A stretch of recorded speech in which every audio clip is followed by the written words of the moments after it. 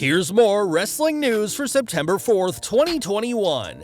And your headlines for this afternoon include CM Punk's priceless reaction after fan offers him a drink at AEW Rampage. Are you just gonna sit there and say nothing? Former WWE star recalls Vince McMahon yelling. What's in store for The Miz? Nikki ASH's WWE Money in the Bank win was last-minute decision. WWE wrestler made it clear to WWE he would not give up his Twitch account. Former WWE World Heavyweight Champion's son officially joins indie wrestling company roster. Roman Reigns and Usos skipping WWE United Kingdom tour. What an arrogant mindset! AEW star QT Marshall recalls a miserable WWE tryout, and more. We are kicking off with AEW Rampage as fans were once again ecstatic to see CM Punk, even if some of the crowd didn't know too much about the former WWE champion. Punk was on commentary during the Darby Allin-Daniel Garcia match, but before then, dove into the crowd as part of his entrance. The fans were pleased to get up close and personal with Punk, though Punk hilariously rejected one fan's offer to drink his beer, and was adamant when the fan insisted Punk take a sip. Perhaps the fan didn't realize that Punk is infamously straight edge, meaning he doesn't drink alcohol and has a big tattoo over his stomach to make his views clear. Punk didn't take a drink, but that's not for lack of trying by the fan, who'll know next time to keep his beers to himself. This all made for a hilarious scene before Punk excelled at the commentary booth, and we'll have to see what goes down when the best in the world faces Allin this Sunday at All Out. Punk was on commentary for this week's Rampage, but fans haven't forgotten about his time commentating in WWE, and that's something Punk hasn't forgotten about either. Punk's brief tenure as a commentator in WWE was in 2010 when he was dealing with an injury, and in an interview with Renee Paquette on Oral Sessions, discussed having to work with Vince McMahon in his ear. He said, "Vince said, we're going to have you do commentary until you're ring ready, and I was bummed because I didn't want to fly because of injury. And I remember the first night on commentary, Vince started yelling in my headset, and I elbowed Lawler. I wrote a note to him. I was like, which is the volume button? And he pointed to it, and I turned it all the way down.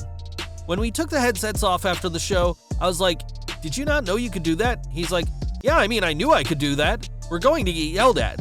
Vince never said anything to me."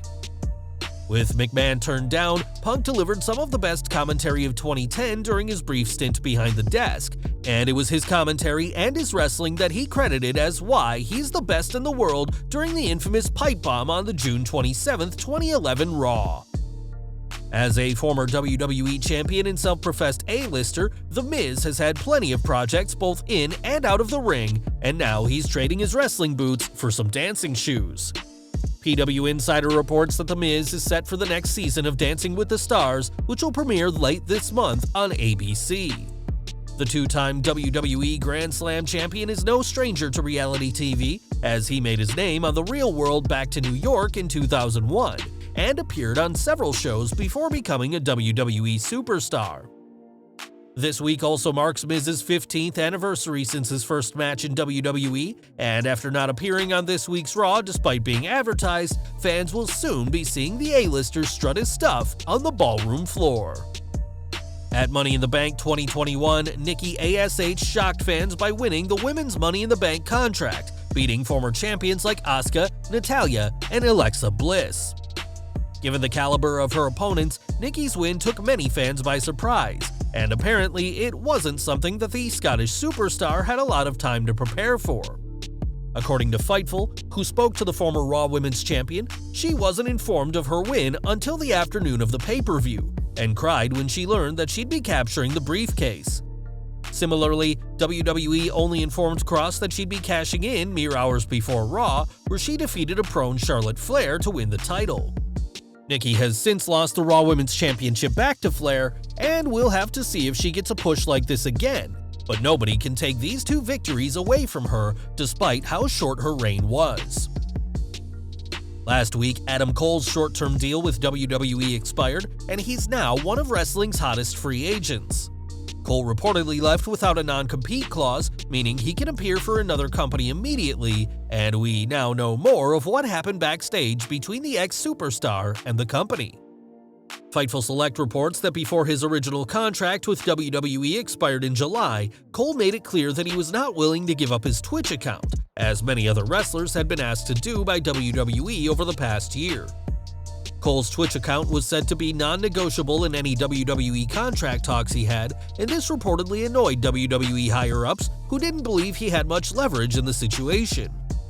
After signing a short-term deal that'd keep him employed until the end of August, Cole told his Twitch fans that there was no chance he'd be going away, and clearly meant it. Now Cole is gone from WWE and one of wrestling's hottest free agents, and wherever he goes next, he's adamant that he's allowed to continue on Twitch.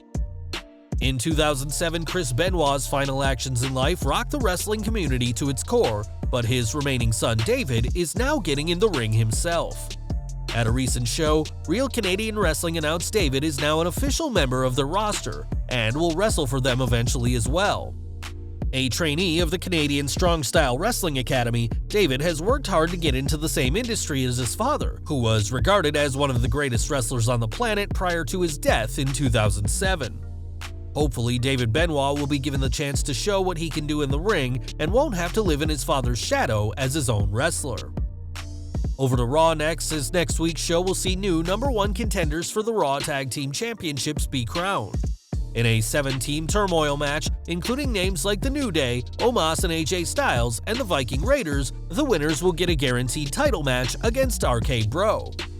It's not been speculated when this title match will take place, but it's expected for Extreme Rules, and we're sure Riddle and Randy Orton will be watching closely during next week's Raw. Later this month, WWE will host their first international tour in a very long time when a 4-stop tour of the UK happens, but the shows will be missing some very important names. Alex McCarthy reports that despite being the top faction in WWE, the Bloodline will not be part of this upcoming UK tour, as Roman Reigns, the Usos, and presumably Paul Heyman are not going to make the trip. Instead of being on the tour, the Bloodline will be coming to Raw, as McCarthy also reports that the group has been advertised for the September 20th Raw in North Carolina, meaning they'll miss the tour that goes from the 19th to the 22nd. Reigns and the Usos haven't appeared on Raw in a very long time, and whatever WWE has planned for the Bloodline on the September 20th show, it's enough to keep them away from Newcastle, London, Cardiff, and Glasgow. And we're ending today with QT Marshall, who before making it in AEW, attended several WWE tryouts, hoping to become a superstar. Speaking to Sportskeeda this week, Marshall discussed some of his tryouts, calling them unfortunate, and said that they were asked questions such as, "How tall are you?" rather than being asked to show what they could do in the ring. When Marshall questioned this idea at a 2009 tryout, one member of WWE told him, "We can't teach anyone how to wrestle," which the AEW star branded an arrogant mindset at the time. Marshall said that this tryout experience stuck with him as the company was telling 50 or so people who wanted to be professional wrestlers that wrestling powers don't matter. Now Marshall works as a coach himself and is the head trainer at Cody Rhodes' Nightmare Factory Wrestling School, where he's given the next generation of wrestlers an opportunity to learn, something he was never given when he tried to make it in WWE. Well guys, that's our news for today. Please share your comments below. Also hit the like button, subscribe to our channel, and hit the bell icon to receive all notifications. And as always, thanks for watching.